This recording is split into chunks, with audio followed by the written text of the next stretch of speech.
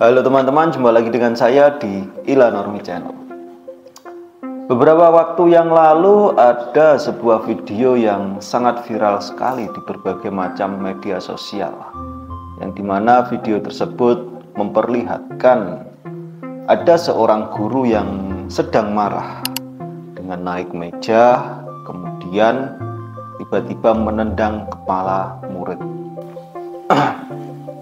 Kejadian tersebut terjadi di SMP salah satu yang berada di kota Demak.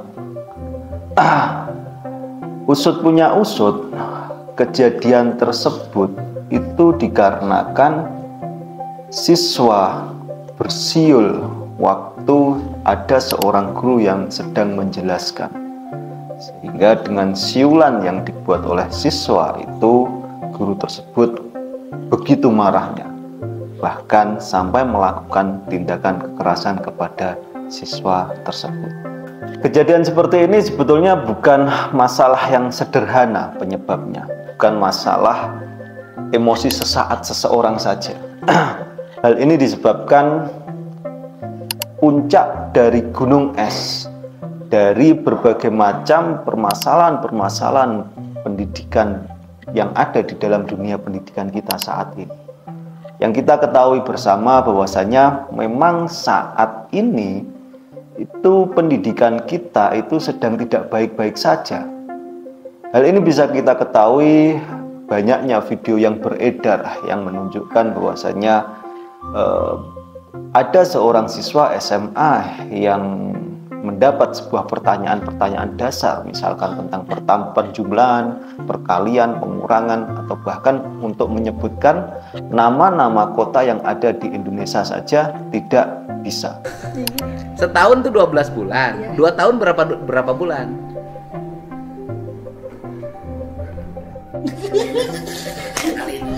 Cici. Selain itu juga bisa kita ketahui adanya pendidikan kita sedang tidak baik-baik saja, yaitu dari adanya seorang pendidik yang melakukan tindakan kekerasan kepada siswanya, seperti yang terjadi di daerah Demak, di salah satu SMP di daerah Demak itu, yang dimana guru begitu emosi hanya disebabkan siswa bersiul saat guru menjelaskan. Masalah-masalah yang terjadi yang ada di dalam dunia pendidikan kita itu tidak terjadi serta-merta begitu saja. Terutama seperti kasus yang ada di kota Demak itu, yaitu seorang pendidik yang melakukan tindakan kekerasan kepada siswanya. Hal itu disebabkan banyak berbagai macam faktor yang mempengaruhi peserta didik melakukan tindak kekerasan seperti itu. Faktor yang pertama yaitu adanya mentalitas otoritarian di dalam dunia pendidikan kita, yang dimana kita ketahui bersama bahwasannya banyak sekolah-sekolahan, baik itu sekolahan formal, sekolahan di dalam dunia pendidikan Islam, misalkan pesantren, itu yang menganggap bahwasannya guru itu mempunyai otoritas tunggal, yang dimana kebenaran, keberkahan itu hanya bersumber dari seorang guru. Sehingga jika mental ini terjadi di dalam dunia pendidikan kita, maka seorang guru itu akan memandang seorang siswa itu layaknya gelas kosong yang harus diisi berbagai macam pengetahuan yang hanya bersumber dari satu orang saja, yaitu guru. Hal ini mengakibatkan ketika seorang siswa mulai aktif, mulai skeptis terhadap apa yang dijelaskan oleh guru, maka siswa tersebut akan dianggap siswa yang kurang ajar. Santri tersebut ketika skeptis kepada ustadznya, kepada kiainya, maka akan dianggap santri kurang ajar. Hal ini disebabkan adanya mental otoritarian tadi, sehingga menganggap kebenaran itu hanya bersumber dari gurunya, keberkahan itu hanya bersumber dari gurunya.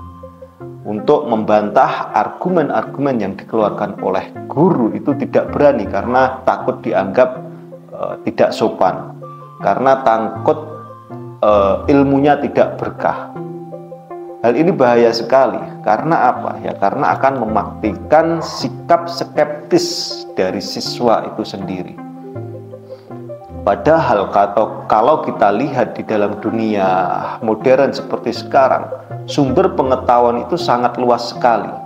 Misalkan kalau kita lihat dari berbagai macam dunia maya, itu adanya Google itu sangat membantu kita dalam mengetahui berbagai jenis macam pengetahuan. Apalagi sekarang sudah adanya AI, itu malah semakin kompleks, semakin lengkap semua sumber pengetahuan yang ada di dunia ini.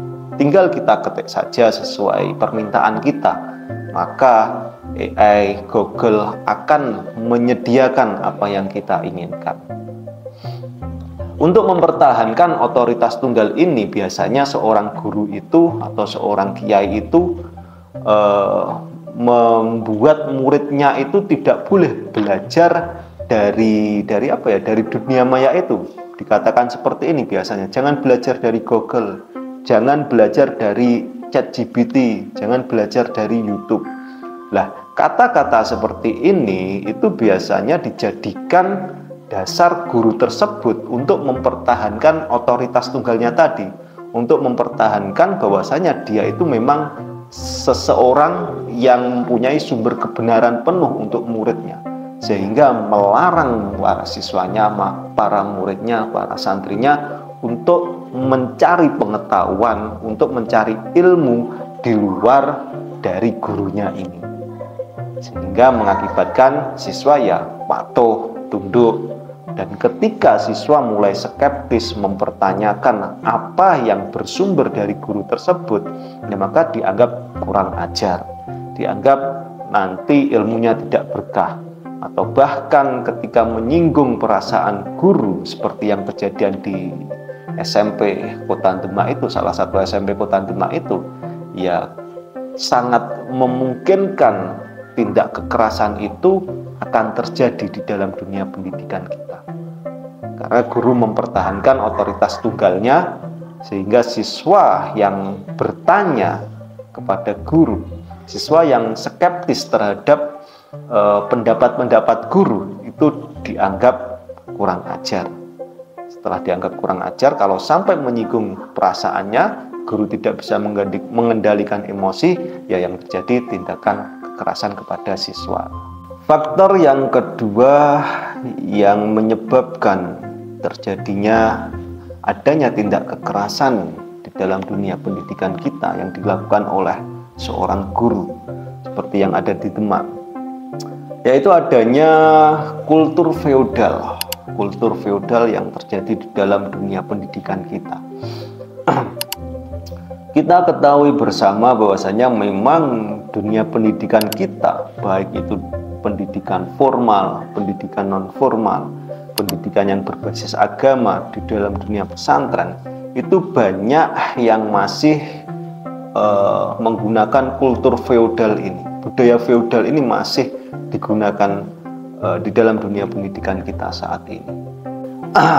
Yang dimana dari adanya kultur feodal ini, budaya feodal ini itu menyebabkan hubungan atau relasi antara murid dengan seorang guru itu vertikal, hanya vertikal saja. Dan yang jelas guru itu berada posisi di atas muridnya, murid di bawah, guru di atas. Hal semacam ini yang mengakibatkan guru ketika berada di atas itu menjadikan dia itu seseorang yang tidak bisa dibantah, karena relasi kuasanya tadi penuh terhadap murid-muridnya, itu mempunyai relasi kuasa penuh terhadap muridnya, sehingga apapun yang dibantah, yang diskeptiskan, yang dipertanyakan oleh siswa, oleh santri, oleh murid kepada guru, kepada ustadz, itu dianggap sesuatu hal yang kurang ajar, dianggap sesuatu pemberontakan, dianggap sesuatu yang tidak wajar di dalam dunia pendidikan kita. Sehingga ketika hal itu terjadi relasi kuasa seperti itu terjadi, maka dengan mudahnya guru akan melakukan tindak kekerasan kepada siswa. Karena ya hanya menganggap siswa itu ya sebagai objek tadi, sebagai bawaannya, sebagai seseorang yang tidak mengerti apa-apa. Sehingga ketika siswa melakukan sesuatu tindakan yang skeptis, maka dianggap kurang ajar, atau bahkan dilabeli ilmunya nanti tidak akan berkah. Dan yang paling parah, ketika keskeptisan siswa itu sampai menyinggung perasaan seorang guru atau seorang kiai, seorang ustadz, yang dimana seorang guru dan seorang ustadz yang tidak bisa mengendalikan emosinya, maka ya akan dengan mudah melakukan atau melancarkan tindak kekerasan di dalam dunia pendidikan kita, seperti yang terjadi di Demak itu. Faktor yang ketiga yang menyebabkan terjadinya tindak kekerasan di dalam dunia pendidikan kita, seperti yang terjadi di Demak itu, karena banyak guru-guru kita itu yang tidak menguasai kompetensi seorang pendidik. Kita ketahui bersama bahwasanya guru itu adalah seorang profesional, tenaga profesional. Dan tenaga profesional ini harus mempunyai kompetensi-kompetensi yang harus dikuasai. Kedudukan seorang guru itu sama seperti seorang pilot, yang dimana pilot itu tidak bisa digantikan oleh sembarang orang. Pilot ya harus menguasai kompetensi-kompetensi di dalam dunia penerbangan. Kedudukan guru itu juga sama seperti seorang dokter, tenaga profesional juga, yang dimana seorang dokter itu juga tidak bisa digantikan oleh sembarang orang ketika menangani seorang pasien. Begitu juga dengan seorang guru ini. Guru itu harus menguasai kompetensi seorang pendidik, yang dimana kompetensi-kompetensi seorang pendidik itu yang akan menunjang profesionalisme guru dalam menjalankan proses pembelajaran yang ada. Ketika guru tidak menguasai kompetensi-kompetensi dalam dunia pendidikan, maka yang akan terjadi seperti di Demak misalkan, adanya kasus kekerasan kepada siswa. Begitu juga banyak yang terjadi di dalam dunia pesantren misalkan, yaitu adanya kasus pelecehan seksual kepada santriwatinya. Hal ini disebabkan karena guru, ustadz itu tidak menguasai kompetensi menjadi seorang pendidik. Selain itu, hal yang diakibatkan dari adanya seorang guru tidak mempunyai kompetensi di dalam dunia pendidikan ini, kompetensi pendidik ini, itu membuat gaji guru itu murah di Indonesia. Karena dianggap bahwasanya semua orang bisa mengajar, semua orang bisa mendidik tanpa menguasai kompetensi seorang pendidik. Sehingga dengan pandangan seperti itu menyebabkan gaji guru di Indonesia itu sangat murah sekali. Karena gurunya ya tidak banyak yang tidak menguasai kompetensi seorang pendidik. Apa sih yang harus dikuasai guru? Misalkan kompetensi kepribadian. Lah, guru itu harus mempunyai kepribadian yang bagus. Tidak seperti kasus yang viral kemarin, adanya guru salsa yang membuat video yang tidak senonoh. Tidak bisa dijadikan teladan yang baik seperti itu. Nah, guru seperti itu yang tidak mempunyai kepribadian yang baik, kompetensi kepribadian yang baik.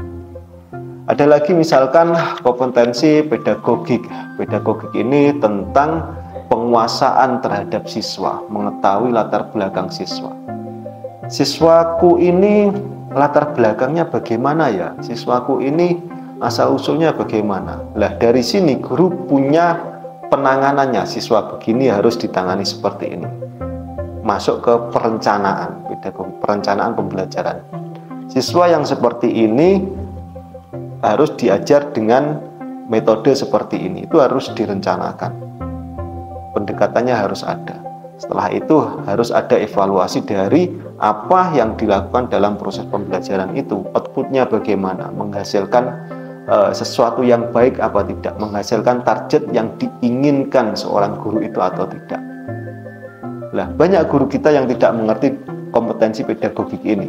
Banyak guru kita yang tiba-tiba di dalam kelas langsung memberikan pelajaran begitu saja tanpa mengetahui apa yang diinginkan siswa, tanpa mengetahui latar belakang siswa, tanpa mengetahui apa yang harus direncanakan, apa yang harus dilakukan untuk membuat siswa ini menjadi paham. Selain itu, ada juga kompetensi sosial. Guru juga harus menguasai kompetensi sosial, yang dimana hubungan antara lingkungan sosial yang baik itu juga harus bisa dilakukan oleh seorang guru. Komunikasi yang baik itu harus dilakukan oleh seorang guru. Jadi ketika guru datang ke kelas tidak hanya ayo buka halaman ini, baca halaman ini, rangkum, memberi tugas LKS, tidak hanya seperti ini. Tidak hanya seperti itu. Guru harus bisa mempunyai kompetensi sosial ini, menggunakan bahasa-bahasa yang diterima oleh orang banyak. Faktor yang keempat yang mempengaruhi adanya tindakan kekerasan di dalam dunia pendidikan kita, seperti yang terjadi di Demak itu, yaitu adanya faktor pengalaman masa lalu. Pengalaman masa lalu yang dirasakan oleh guru. Jadi banyak dari guru-guru kita itu yang menyandarkan metode pembelajarannya itu hanya pengalaman dari masa lalunya, masa di mana dia ketika menjadi seorang siswa. Jadi guru ini berkesimpulan seperti ini: saya dulu dididik dengan menggunakan metode seperti ini, metode kekerasan seperti ini, dan saya sekarang menjadi orang, bisa menjadi seorang guru.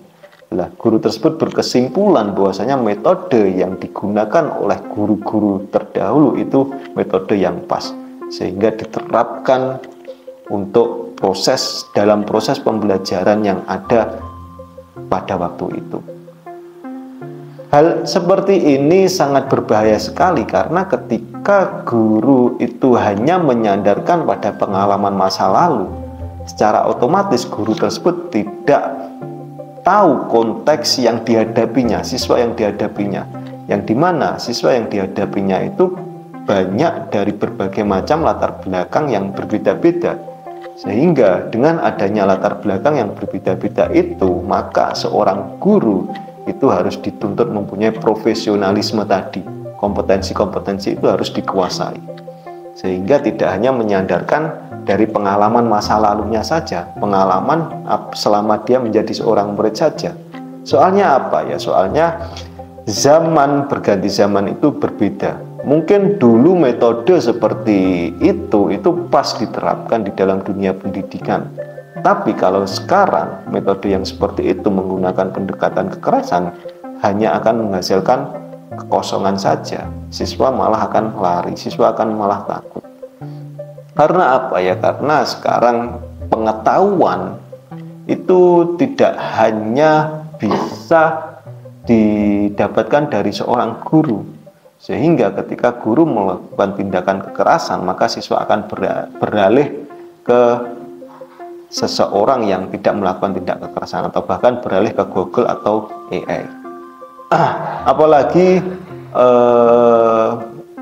di zaman sekarang, bahwasanya hukum yang ada di Indonesia itu sudah sangat melindungi hak asasi manusia, yang dimana memang kekerasan sekecil apapun di dalam dunia pendidikan itu tidak dapat dibenarkan dengan alasan apapun.